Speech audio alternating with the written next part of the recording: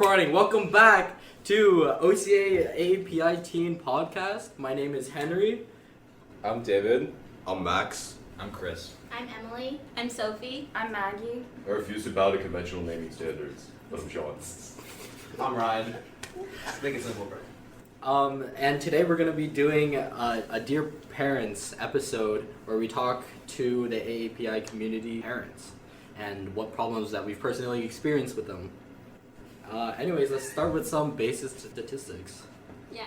So 7% of younger kids and 13% of older kids said that they got along with their parents not so well all across the U.S. And this just shows like how many kids don't have a good relationship with their parents and therefore don't talk to their parents that much.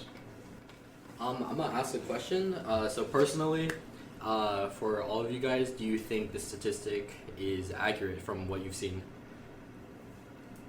Actually, looking at the extenuating variables. Sorry, I had to. I would like to read the study and know like in which specific areas it was conducted, even if it was nationally, like where there were more prevalent responses from. Because I feel like in areas of like socioeconomic factors can definitely play into that. I feel like it definitely makes a lot of sense because kids naturally are inclined to rebellious thoughts. It's like apparently it's like a deeply rooted thing in adolescent psychology where they're naturally inclined towards more risky behavior to learn about these risky behaviors because like you don't learn anything from doing safe behaviors, you learn more by doing risky behaviors. Even though it doesn't really sound like evolutionarily advantageous because, you know, if you do a lot of risky behaviors, you die. That's basically how adolescent psychology is like coming constantly into conflict with parenting because adolescents want to be risky, they want to try new things, and they want to do things that their parents like normally wouldn't allow. And their parents are constantly trying to like restrict that. So kids can definitely feel restricted, which is just a natural progression of like adolescence. So while I think the statistic is definitely like fair, I also think that it's just kind of like how things are. You know, it's just kind of natural to like kids growing up. That being said, So I have a general question, just like regarding everything that you said. Do you guys feel that that applies to you, and how do you guys feel about your parents? I can say for me, so my mother is Chinese and my father is white. I have been really lucky that I have a good relationship with both of them. But at the same time, I will say because my mother kind of grew up in like a traditional household, a lot of her values and views are kind of old, so sometimes we'll clash a lot. like specifically what values? Political. You talk with your parents about politics? That's a road. Yeah, personally, my relationship with my parents have been pretty smooth. I have two Chinese parents. My sister, on the other hand, hasn't had the smoothest relationship with my parents. I think she definitely shielded me from a lot of that. She definitely made my parents a lot more progressive and shied them away from like the traditional, like, oh, beat your children kind of Asian values. I mean, I think in Henry's situation is like I'd say pretty common. Like, just by a show of hands, sorry listeners, like how many people in here are like older siblings? Like me, Ryan, anyone else? You? Yeah. Like, do you feel like you come into contention with your parents more than your younger siblings? Either of you? Yeah. Not definitely. really. Of Yes, course. not really. I mean, okay, so are you two like normally in contention with your parents like at all? Not that much. Okay, so like I'd say in like families where the kids like try to change the parents or like they try to have like a conversation with them on like equal footing, like the older sibling definitely like takes way more of the responsibility to like change the parents' behaviors. Like I think Max will attest, like we still argue with our parents like just about the same amount ish, but like the fact that he has like a standing to argue in the first place, like I that was like kind of a luxury for me like growing up, because I remember my mother would just like say like one sentence and like end the conversation there. But like in his case, obviously it like it's a lot more of an even playing field, and like he has a lot more, I guess, freedom in what he has to say. So that's like kind of a trend. I guess like about that, so I'm also the older sibling of the younger sister. About to raise my hand there. But basically, so when I moved to the U.S., my mom didn't really know like like the social norms or like the culture here, or like what she's supposed to do to help me as a parent more of. For example, like PTA meetings, she would always skip out on those because she didn't know those existed. Or like emailing my teachers, like it would normally be me who would email them instead of her. But definitely with my younger sister, she has been more proactive and like more involved in her life. Like just as like a footnote, like we're not blaming for parents listening. We're not like blaming you guys that like we didn't have these things. It's just kind of like you live and you learn. This is more of like an observation on like how growing up in families with like sort of historical values or like traditions and like beliefs progress, especially if you have like a younger sibling. I think like that's kind of important to view, but it's not really. It doesn't like hold too much standing in this podcast because it's not like we're putting like a message at the end of this. We're just kind of like throwing stuff at a wall.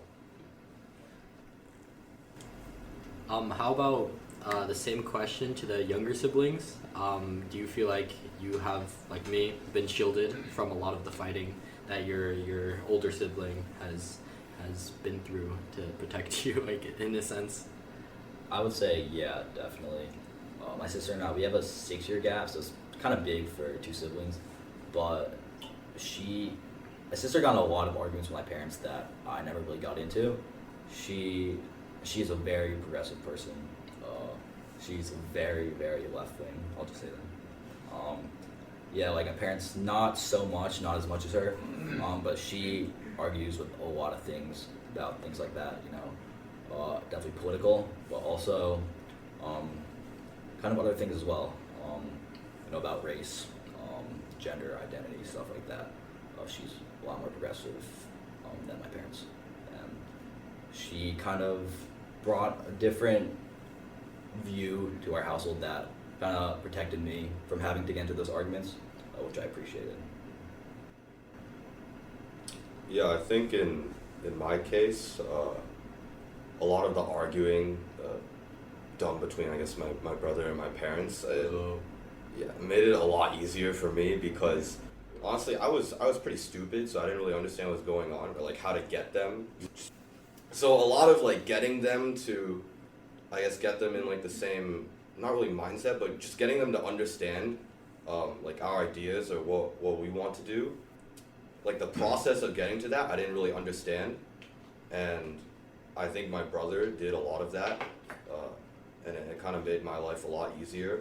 And then, even now when I'm like arguing with my parents about something, I kind of just like look for what he did, sort of, and then go from there, I guess. I mean, it's also a lot easier because they're more progressive now.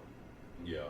Parents are still like, it's important to recognize, like, we're for any parent listeners, we're probably gonna roast you like for the rest of this podcast, but it's important to recognize like you guys are people too. Like you guys can have bad beliefs or like misguided intentions, and like we recognize that, and hopefully you like live and learn, and you learn to outgrow those beliefs, especially.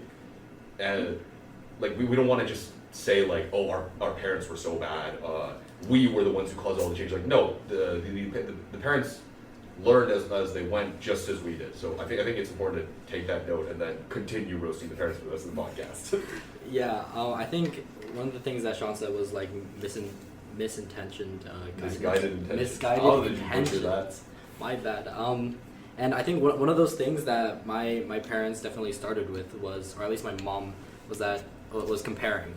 I think comparison when I was a child was like a huge thing. It would always be like, yo, there's this kid that's doing so much better than you. Why aren't you doing that? And then eventually, like she understood that it wasn't helping in like putting me down by comparing me with someone else that was like quote unquote better. I think there's the stereotype of like, oh, Asians have to get A's. If you don't, like, A's is average and like B's is bad, and like that entire thing. For me, I eventually stopped being like, as long as you're improving, it's good. From, oh, you need to get a certain amount of like grades or something like that.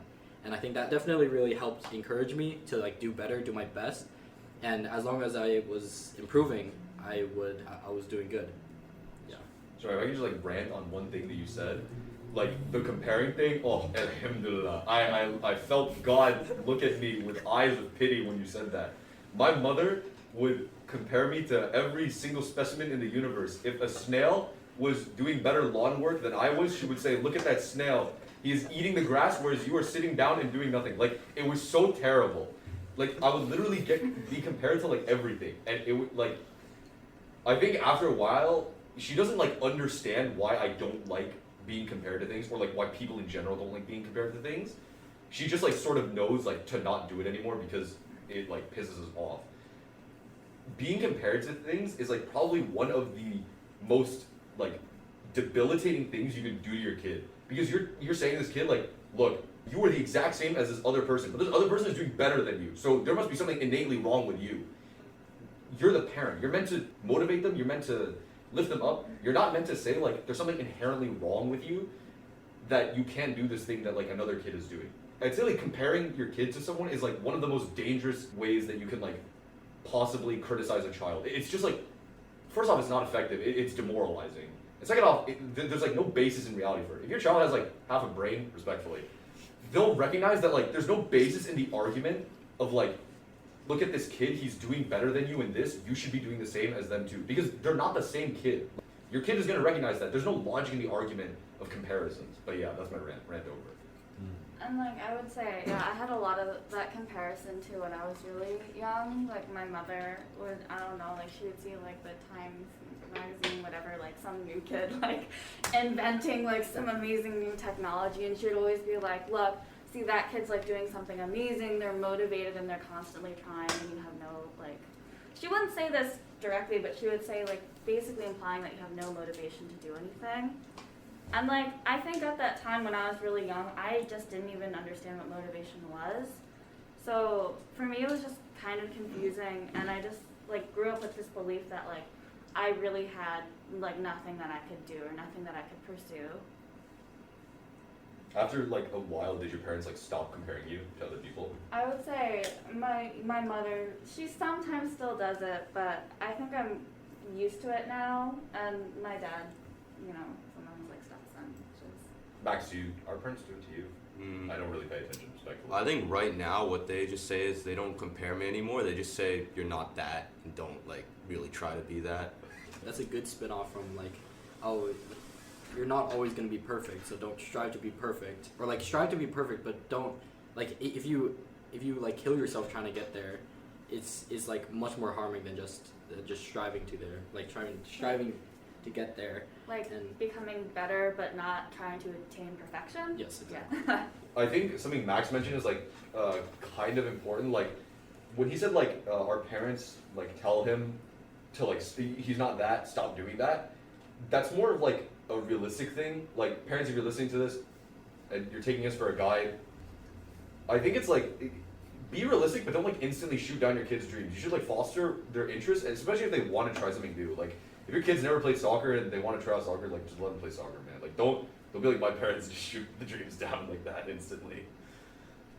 Yeah, I think that's definitely something that happened with me. Is that like my parents definitely allowed me to like try a bunch of different sports, tried a bunch of different things, but if anything wasn't like, oh, this could help you obtain your goal, which was at the time college, you should probably just stop it. And I think a lot of parents and I think more in the AAPI community, it's like if this doesn't directly help you obtain your goal, you should stop it immediately. And I think that's very harmful for people who want like actual like hobbies and stuff, who actually just enjoy doing something which might not necessarily directly help in obtaining any goal of theirs. I don't think that mindset is necessarily harmful in and of itself. I think it's harmful when the goal is short-sighted, like materialistic stuff, like get into college or like get your graduates or whatever. I don't know degrees. Sorry. Like if your goal is to just be happy and all of the stuff you do is like oriented towards being happy, I think that's healthy. In the case of like the majority of AAPI community members, though, we don't really like ever, not until we get like kind of older and mature do we like really solidify the goal as like get happy instead of just like get into college or like get money. We orient the goals in a way that like doesn't really make us feel good, because our parents have taught us like our whole lives that we kind of have to like do the goals that are hard and are like require a lot of hard work, especially, and succeeding in like our education system, stuff like that. I think those are like kind of harmful goals to cement in a child. I'm of the opinion that it's like alright to give your child those goals when they're younger, but it's bad to sort of have them be permanent in someone. I don't know if anyone wants to comment on that. Yeah, I think like goals, I don't think it's like the actual problem of like, say the goal is like get into a really good college. I think that goal isn't problematic, but when it becomes to the point where it's overly obsessive, then like everything else is kind of pushed aside, including, you know, kind of your own well-being. And then like when we do get to the point where, say like we've attained all of our parents' goals and like aspirations for us, and then we're left with like, we just don't know how to be happy because we've never been happy growing up because we've just been focused on this obsessive goal. So it's like when we're finished, we just kind of don't know what to do.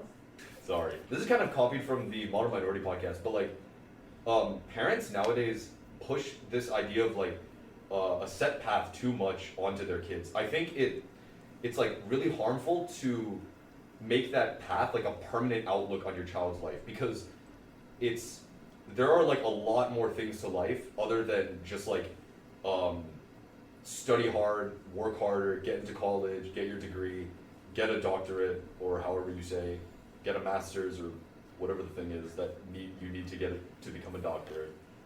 I think that's a harmful mindset to push onto your child, but we already talked long and hard about that in the Model Minority podcast, so.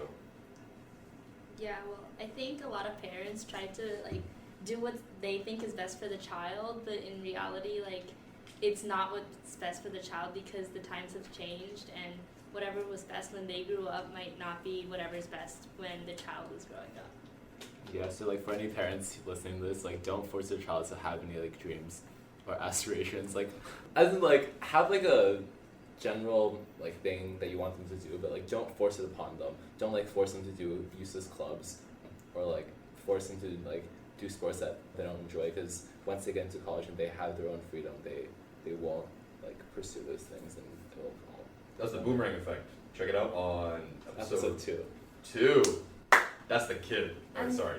I think also like forcing your kids to like, you know, I heard like the term like golden path or something for like that like desire for your child to like follow all of your goals and everything. Like the moment that they have their own freedom, you know, because they've been basically like so constricted, they're kind of just gonna like explore everything, and with too much guidance, like you almost are harming them because they have no way to like understand.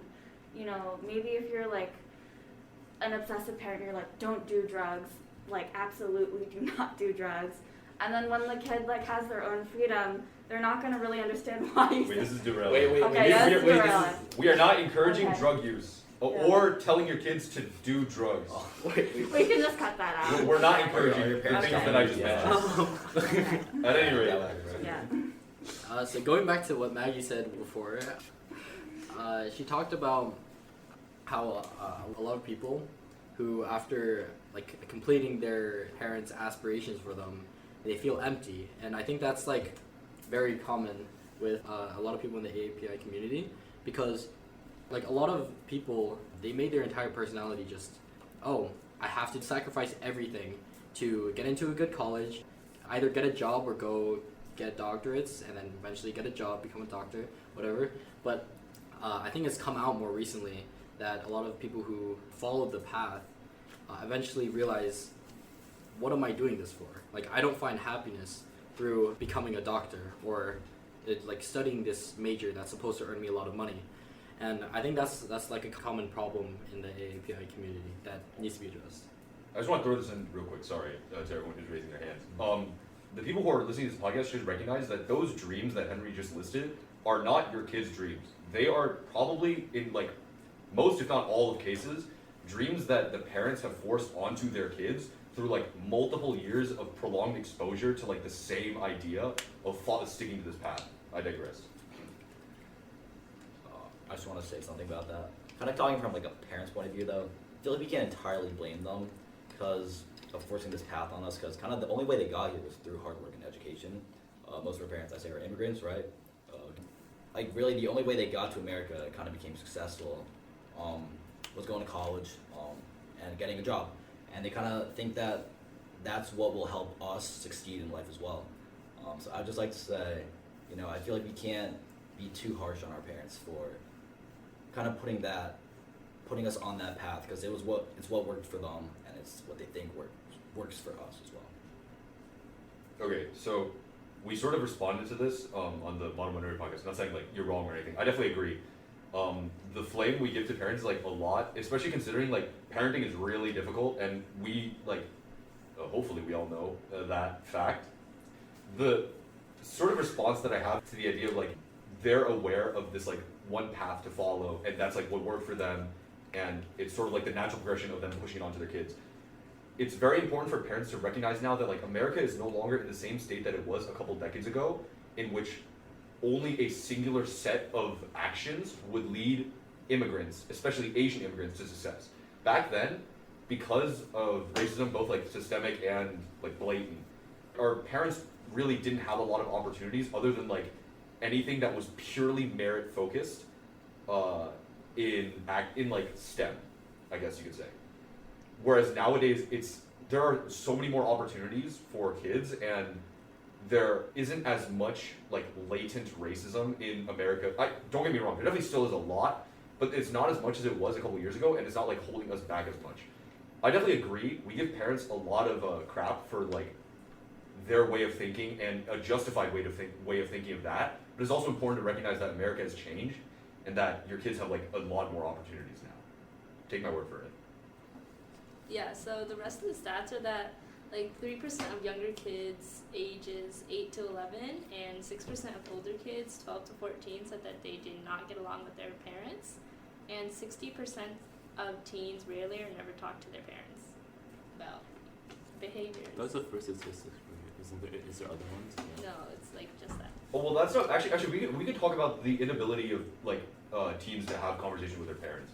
This is like a long-standing parenting issue that I thought doesn't like solely apply to Asians, AAPI members specifically, but in general, like parents have a very hard time talking to their children because the generational gap is like exponentially increasing over time. There's a sort of trend, right?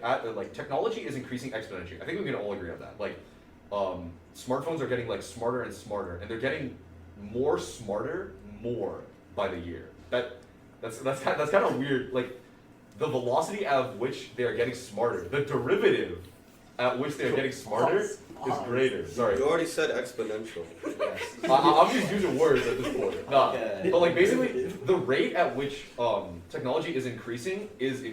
Like things are basically being developed at a rate that is like completely unprecedented. And the reason why that's relevant is because like that just means that the physical gap between like what our parents experience and what we experience is like so vast that they can't even bridge it. Like my mother, God bless her soul, like has an iPhone 5, I think, or something. No, it's a 7 Plus. Give her some credit. Okay, it's iPhone 7 Plus, a relic from the dark ages. Like I had a stuff in a 7 lot. Plus, like 2 years You had a ago. 7 Plus, a stuff in a lot. No, but you're also a kid, so like you don't really have a choice.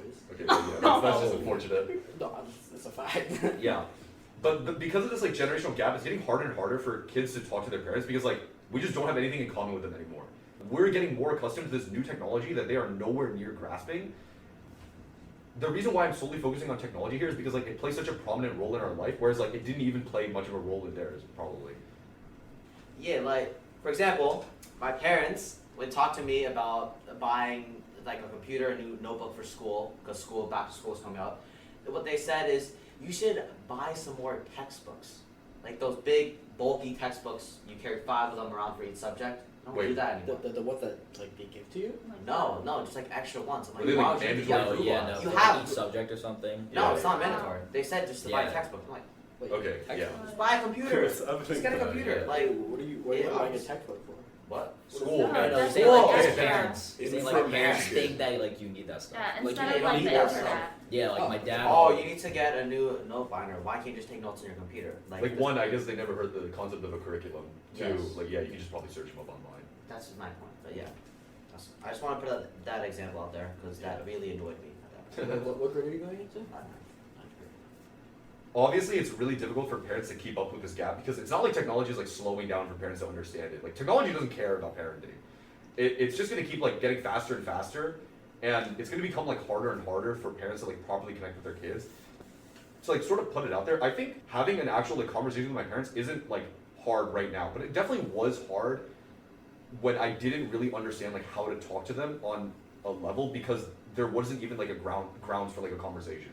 Like I had to argue and scream and like fight my way for there to be. We would sit down and we would discuss a problem that we all collectively had. And like now at this point, we can just have that conversation like easily whenever we want. But my point is that like it's really difficult if your child doesn't know how to like communicate with the parents. I also think a lot of kids don't have grounds for speaking towards their parents. Like whatever their parents say is final, and I definitely feel like that's a major thing. I think the more progressive your parents get, the more likely they're gonna hear your opinion. But for some people, it just never happens where like whatever your parents say is final. I think that's harmful for the kid because it gives them like a lack of confidence, especially like not being heard is like extremely impactful, especially when you're at home where it's supposed to be like a safe space. Like not being heard is probably one of the most harmful things that a child could experience. Yes, but yeah, definitely the more progressive your parents are for like Asian AAPI community wise, the more likely you're gonna have grounds to speak. Yeah, I completely agree with Henry. I feel like that's definitely like a difficult and like deadly combination of firstly having your parents like not know the customs and culture here, and then also not listen to you when you're actively trying to like tell them like what's wrong. Definitely about what Sean said before with like technology and stuff. Like it's hard to not be able to talk to your parents about like debate or even converse about these things when they haven't experienced them and they don't know how much they actually affect the child. Like an example of like technology being like cyberbullying, for example. Like when they went to school, the worst thing that happened to them is someone wrote a note on the back of their shirt and then like stuff like that. Like, well, I mean, I think they would just get beat up. Like, I'll actually argue for the inverse. Like, back in their day, they would get called slurs in the hallway, and now like people are calling their kid like funny names online. Like they feel like the magnitude of cyberbullying nowadays is like so minute compared to what they had to deal with. Also, especially like physical bullying towards like specific races. I think that was pretty prominent in early Asian America. But like adding on to like what David and Henry said about that whole thing, like not being able to talk with your parents, like I can definitely agree with that. Sometimes like I've seen it with like my mother and her parents. Like she was the youngest, so she kind of felt she was always like pecked on by like her parents and her two older sisters. So like she kind of never got to voice her opinions. So now she's really conscious of it whenever we talk, but even like on specific topics, it's really hard to talk to her, and she kind of inherited that same behavior of like, no, I'm right, or like just stop talking because we can't agree on this. Okay, so I feel like a lot of misunderstandings or like inability to communicate between parents and like children is usually because like they have a really big generation gap, and they usually can't comprehend like why their child is doing this because they never experienced anything like it, and they feel like whatever they went through is best for their child and they won't change their way of thinking. I think it's definitely like the things that they experienced were a lot more direct, like physical bullying, for example. I think physical bullying in the past was a lot more prevalent than now, because now people prevent it, I guess, in more school systems. But I think a lot of the things that they experienced that they believe was like much more difficult than whatever we happen to experience. And while that may be true, that doesn't allow them to validate any of our like emotions or feelings towards what's happening.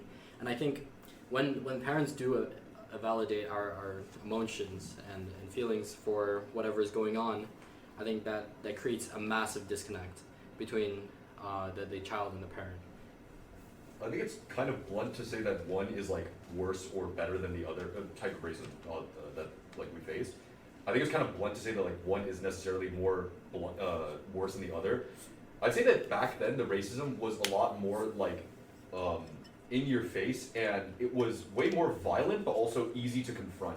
Whereas nowadays it's a lot more inconspicuous. Like you can't really tell when people are Microaggressions. yeah, like when people are throwing like 1,000 microaggressions at you throughout the day, like you can't really go to each and every one of them and be like, stop doing that, like stop doing that. And that's like kind of the situation that we're faced in today, where like although the acts are not as like heavy-handed, they're way more numerous and also significantly harder to like really detect, and you end up like sort of internalizing them almost. I can't really describe it because if I could describe it, I probably wouldn't be here. I'd probably be out like changing the world for the better. Well, I mean, like some of the microaggressions, I remember like this one girl goes up to me, I'm like the only Asian kid in my camp, and then she goes, can you tell the difference between like Japanese, Korean, Chinese? And it's like, it's not something that's like visibly obvious where like, you know, they're calling you like a racial slur where you can like really call that out. Kind of like, I'm like the only Asian there, and you're just like assuming that like, I somehow know there's this difference between like East Asians, so it's just like a lot of assumptions. I think another form of that is like when it's turned into a joke, it's even more difficult to recognize sometimes. Like, you know, someone walks up to me and says, "Open your eyes." You just like laugh it off after both of us. I mean, Yeah, I mean, I feel like if it's done by an Asian, it's like a little bit more acceptable than just like some random, like literally any other race. Because Way more acceptable than Jerry, who lives in that 3-story American house. You know what I'm saying? This definitely isn't directed at anyone that I know. It's not, by the way. I just want to clarify. That was just a headcanon I made.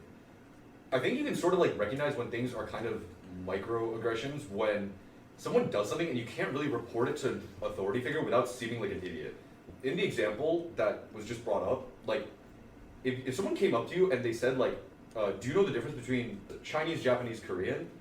And you went to a counselor for that, that would just seem like kind of weird and petty to the counselor. Like they wouldn't really do anything about it. They like at most they just be like, what? And like just probably to appease you, not because it's wrong or anything. Just tell the kid to like stop. But first off, telling them to stop like doesn't do anything, because if they stop that behavior, it stems from a place of like deeper racial prejudice that the counselor can't really address in that moment. But also, if you tell that to get the kid to stop, like they don't really know why. Like that doesn't seem wrong to them. This is just how the like system is, that kids are like taught about sort of like how to be racist almost. I feel like it definitely like harms like Asians in general, or AAPI in general, as well as like to the extent that like it makes AAPI or like us question whether it was racist in the first place. Like that's definitely something that is not good. Sorry, I think just to like move this sort of back on topic, we can definitely still talk about microaggressions, but the reason why we're describing this to like the parents is because you probably don't even know the word microaggressions exists. Like this is kind of what your child has to deal with on a daily basis. All these like little minute bits of racism that can't really be reported, but they end up building up to like one big act. The only issue is like these little microaggressions like can't ever get resolved on their own. And it's just like kind of worth it to keep in mind that your child has to deal with racism just in a very, very different way than how you had to deal with it. Yeah, I think like a lot of the microaggressions are internalized, and I think there was like a study that said that kids by the age of 6 already like kind of understand what discrimination is. So like imagine like being 6 years old and having like all these microaggressions where like you internalize them, and maybe if you don't have like the right resources that explain what these are, like it can really be ingrained and then like for the rest of your life. In that sense, like, I guess we can close off the microaggression segment with like a final message. Like, although we know that you parents had to deal with like very outright acts of racism, racism nowadays is like significantly more invisible than it was like a couple of years ago. And like, yeah, I'll admit, like I said a couple minutes ago, that like the world is like a lot more forgiving and accepting. Just don't forget the footnote I added there. Like, it's still pretty bad with how Asians are viewed and how minority groups are viewed. But yeah. Next topic. How do we feel that harmful Asian parenting styles develop? I think harmful parental solutions like get caused because maybe this parent's parent was treated this way and they think it's the right way because that's how they were. Yeah. Yeah. Also, I think it links back to the comparing thing that we talked about before. It's like, oh, the Asian parents or AAPI parents see other kids being so successful, doing this and that, and competing and winning and whatever, but because of this, they realize that they believe, they convince themselves that this is the only way to succeed, and then I think that is one of the beginnings towards how this kind of toxic parenting style develops in attempting to do the best for your children, but in some cases harming them. Sorry, I don't want to cut off this topic like so quickly after I just started, but I just realized that we did like sort of talk about how this starts. It's like this is the one path they recognize and like they push their kids onto that path, and that's the harmful parenting style develops. I think we should do like a segment where like all of us go around, we talk about like one thing that we wish our parents did better. I guess we could start with me. Like personally, I wish that from like a lot earlier of an age, my parents opened up like grounds for conversation a lot earlier, because life would have been like a lot easier if things didn't just end with like a one sentence response, and I had to figure out like how to overcome that barrier for like a couple years at least. So yeah, that's like one thing I wish. For me, I think I don't really have any like direct points. I would say maybe being more open to what my sister was doing, because she eventually became an art major, and that's basically like never heard of in the AAPI community, or at least extremely looked down upon. But I think the way that they handled it was pretty good. I guess for me it would be like actually two things. Number one, just like recognizing the importance of like having friends around you to help you, because it could be just the Asian or AAPI culture of like putting your head down and working by yourself, and like even just not like, and because the way they see my friends is that they see them as distractions towards schoolwork instead of them like allowing me to rest, allowing me to like recharge after a school day. And I guess number two is just being a bit more involved in my life, as they have obviously this dream that like I would go to some top tier university, but along like every single step of like each club I do or each sport I play, they barely ask about like what to do, or like how I'm doing right now, or like what they can help with. It at the end of the day, like mostly comes down to me just like telling them like, hey, I need $500 for this camp. Could you pay for it? And they'll be like, yeah. Like So- they invest themselves too much into like one aspect of your life and not to the others.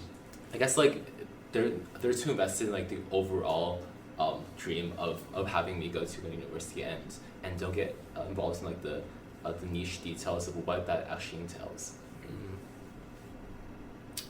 Yeah, I think I also wish my parents were a little bit more involved, but you know, something that my parents told me was like, why don't you play more of like X sport? We'll say like, for example, soccer. You know, we sent you to this soccer thing when you were younger, and just didn't like it. Why? You know, why couldn't you just keep playing that? And you know, I kind of told them like, I guess like I wish they were more involved, because they could have maybe taught me something beforehand instead of just sending me to this program and expecting me to figure it out. I didn't really understand what was going on, and it just became a lot more, I guess, like confusing and not enjoyable for me than I think if they would have gotten involved a little bit earlier and kind of told me, guided me through the process a little bit more. In my parents' defense, I don't think they know soccer, so there you go. I think for me personally, it would be being more willing and open to change.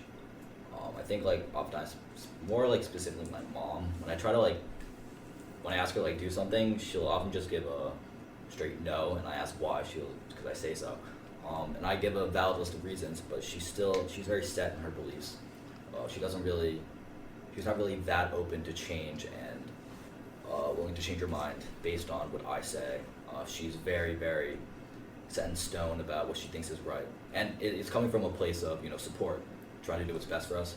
But I think it would be a lot more helpful if they were willing to see where we're coming from. with wanting to do different things. Honestly, I think my parents are pretty good, and they're the best they can be. I guess. I mean, I think my parents are trying their best, so I think we just have to be a little more understanding of each one's faults. I would say for my parents, sometimes, like, they stopped doing this now, but a lot of the comparisons kind of affected me. So, like, now whenever they'll, like, point someone out and say, see, like, they're doing so much, they're so amazing, they're motivated, they're whatever, they're, you know, gonna make a difference in the world. So then, like, when I'm surrounded by people who, you know, maybe are better than me, I just think that they're, like, so much more ahead, and that, like, often harms a lot of my self-esteem. Yeah. Yeah, so I think to sum this up, I think a major thing that a lot of us experienced was just a lack of communication from both sides, especially from the side of the child. I think not being heard is a major common issue in a lot of AAPI community families, and I think we all hope that or all wished for our parents to listen to us a little bit more, or at least have a dialogue rather than just being told a straight up no, like Chris said. This would have been a really good ending note because that sounded like pretty cool. Thank you. Pretty good speech, Henry. But I just have like one more grievance with parents, which is the sort of like reverence they have for their parents. This is coming from a kind of petty place, if I'm gonna be honest, but I'm just continue. So, like, my parents, my mother specifically, like, really looks up to her parents, and like for good reason. My grandfather is like, was like successful in America, and they're both like wonderful people. But my mother sort of just like takes their word at face value, like constantly, and I don't really know, like, understand why. Like, for all their success and like how smart they are, they don't really like ever explain much of anything. And like I can see sort of like generationally how my mother kind of developed the mentality of like, oh, I can just say no, and my child will not debate me. Like, maybe because that's kind of what she does with her mother. Like, she'll ask her mother, my grandmother, a question, and like my grandmother would just like give like a one-word answer or like a really simplistic answer. Same with my grandfather, and my mother would just kind of like accept it and move on. And like I always think to myself like, well, why is that? And like my mother never asked that question. I don't either. I'm probably doing something else if I'm gonna be completely honest. But it's just kind of weird to see like this is where that whole mentality of like, oh, the conversation ends here stems from, because it's how it's always been for like my parents and their parents. I mean, I think it's a lot of like, it's a few things, like the idea of like respecting your elders. So I'm like also, in comparison to other families, I feel that like for AAPI community and their families, like the difference between like the authority of like the parents and the child is like significantly different and like more uneven than other families. So it's, you sort of get like this case where the child is always like following the parent, and then when that child eventually becomes the parent, they implement that same structure. Yeah. Like a really whack theory just kind of like popped in my head. So like the reason why we don't really listen to our parents specifically is because like we're taught from our like right from the start, especially by our parents, that everything is like a meritocracy, right? Like you work hard, you study hard, you will be successful. And like that implication is that like hard work is good and hard work should be respected. Now, I don't know if like I'm speaking for everyone here, but I'm speaking for like me personally. Like my parents don't go around like bragging about what they do. They just like, they interact with me not by like telling me what they do, they just like tell me what to do, I guess. Does anyone's parents like actively talk about like how successful they are? No, I think It's just kind of known. Yeah. Yeah. They're Oh, here. there's only so much about. Wait, you said that it's like kind of known. Can you elaborate? Or like at least around my family, like both my sister and I understand. My parents worked extremely hard to get here. Yeah. Like my dad didn't choose to get an education. He'd still be like a rice farmer in China. Like, being honest here, like it took a lot of hard work, but also a little bit of luck, but mainly hard work to get here. Oh man, it's something me and my sister both respect. Did you know that from like a very young age? Yeah, I would say definitely something that they So I go for like everyone here. taught us. I mean, how do you think you learned that? like that fact? It was we visited I visited my grandparents back in China a lot, and they still live in the same village that my dad grew up in. Like they're farmers, so that definitely puts it into perspective, like how far my dad has come. Actually, sorry, I guess I should ask another question. Did your sister know that at an early age? I think so. I mean, I'm not sure if they went back to China that early, but I like to think she did. You know, I'm pretty sure my parents treated us both pretty much the same. They want us to get the same experience, and they definitely wanted to set the expectation of hard work in the both of us since we were born, which is definitely very important to my parents. I mean, yeah, fair enough. Is that like the same experience for everyone where like from a very early age you knew like your parents were like very like they were very successful? And also, slight footnote, I'm hoping people say no here, so feel free to say no. Yeah, I had to. Well, actually, past 2-3 years maybe, I actually had to ask my, specifically my dad.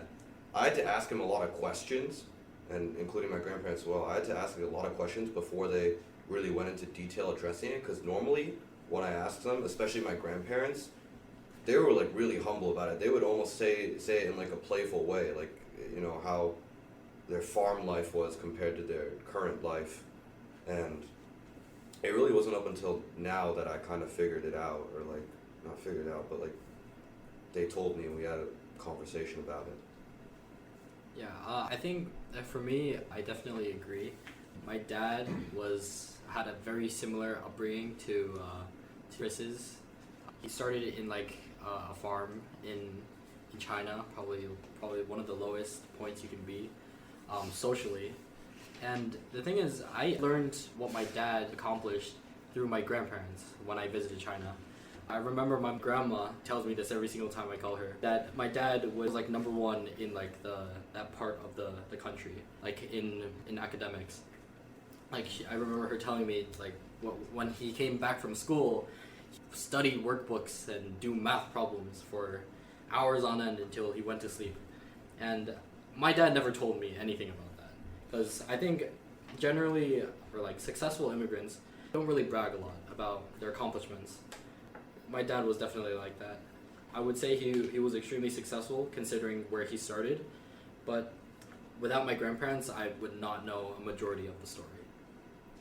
Yeah, so like I'm just gonna extrapolate here because I kind of want to save time, and say like I'd say for the majority of people, like your parents don't go around bragging about their accomplishments, and also it's not exactly inherently known. Maybe you learn it at like an earlier age than some of us did, but for me personally, like I learned like how hard my parents work and like how successful. Well, not how hard they work. I know that I knew they worked very hard from a young age, but I didn't realize like exactly how successful they were until like, bro, like maybe like 2 months ago. I don't even know.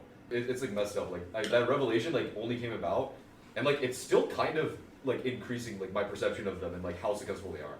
What I'm getting at is like the reason why kids don't like naturally listen to their parents is because they're raised from a very young age to believe in a meritocracy.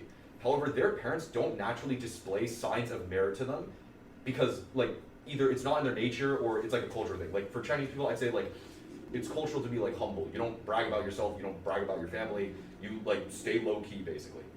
But that's kind of harmful because like your kid doesn't really have a reason to listen to you. It sounds like harsh, but that's kind of how it is because you're teaching them from a very young age only merit is like respected in America, kind of. Maybe not in America, maybe in the rest of the world. I don't really know exactly how you do it. But you're teaching them from a very young age that merit is respected, but you're not really giving them much merit of yours to be respected. So it sounds kind of whack. Maybe don't take this advice, but it might be worth it to like brag to your kids a little bit or really like explain to them what it is that you do and like how far you've come. Like maybe just have like a sit down talk one day, unless they are aware of it, in which case like, but yeah, that's my whack theory. Let's play the outro song. How do we do an outro? We should do a cold outro. Wait, what's a cold outro? Yeah, so this has been an advice, a letter to parents. I'd say like we got at least a couple of punctuation errors in there. I mean, there is a Punctuation. Speaking. Talking. Got at least a couple spelling errors in there. Well, to sum this up, I think communication is most important for parenting, and the ability or having the grounds to have dialogue and communication is extremely imperative. Thank you for listening to our podcast. See you next time for advocacy. Thank you. Bye. Listen to your kids. Like and subscribe.